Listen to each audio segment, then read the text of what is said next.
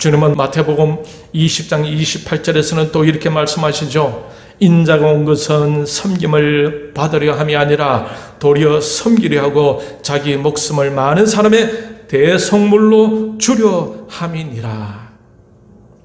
주님은 섬김을 받으려 온 것이 아니라 도리어 섬기려고 오셨다고 하고 있죠. 그런데 주님은 원래 어떤 분이셨습니까? 만왕의 왕이시고 만주의 주가 되신 분이십니다.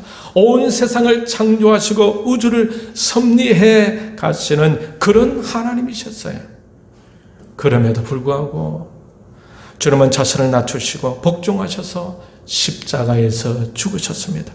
그래서 우리가 감동받는 것이 아니겠습니까? 그래서 우리가 주님을 좇는 것이 아니겠습니까? 그래서 우리가 주님을 경배하는 것입니다.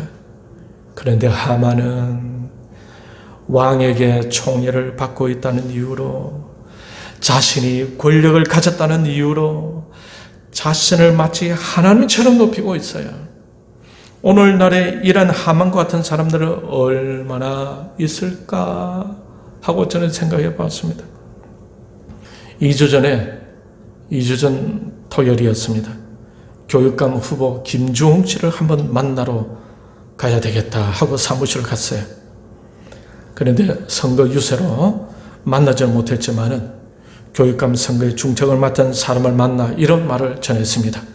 이 대한민국의 교육을 비롯해서 많은 분야가 국민들이 우려하는 모습으로 처해진 것은 서울대학교, 연세대학교, 고려대학교를 비롯한 유산대학을 나온 많은 사람들이 나라와 국민에 대한 직무유기로 인한 것으로 보인다고 제가 말했어요. 그래서 먼저 김종 씨에게 대신 전해라고, 먼저 미안한 마음을 좀 가져라고 제가 부탁을 했습니다. 혹시 교육감 이 자리가 자신의 마지막 영달을 위한 시도는 아닌지 궁금하다고 제가 말을 했어요. 정말 교육감이 된다면 자신을 낮추고 울산 시민과 학생들을 섬기는 마음으로 해야 한다고 유권자의 한 사람으로서 몇 마디 말을 남기고 지지하면서 왔습니다. 오늘날 사람들은 조금만 잘 되면 자기를 높이기를 잘합니다. 시의원이나 구의원, 시장, 군수, 국회의원에 당선되면은 자신이 잘나서 된 것으로 여기고, 선거 전에는 유권자들의 굽신거리기를 그렇게 잘 하다가도 당선이 되면은 자기가 대단해서 된 것처럼 교만해지고 우쭐대며 시민과 국민을 우습게 보고 갑이 되는 경우가 지금까지 보던 모습이었습니다. 그러니까 나라가 이 모양이 된 것이 아니겠습니까? 교회 목회자들도 비난을 피할 수는 없겠죠. 성도들이 50명, 80명만 넘어도 자신이 아주 대단한 사람으로 여기는 목사들도 있다라는 사실입니다.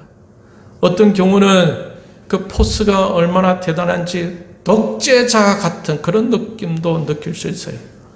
굉장해 보여요. 대단해 보입니다. 그런데 그런 모습 여러분 참 웃기지 않습니까? 이런 모습이 바로 주님이 토해내고 싶은 모습이 아니겠습니까? 수천 명, 수만 명의 교회 목사라 하더라도 겸손한 모습을 가진 것을 볼 때에 얼마나 감사한지 몰라요. 이 모습이 주님이 원하시는 모습이 아니겠습니까? 하나님이셨지만 자신을 낮추시던 주님을 진짜 닮고자 하는 모습이 얼마나 아름답습니까?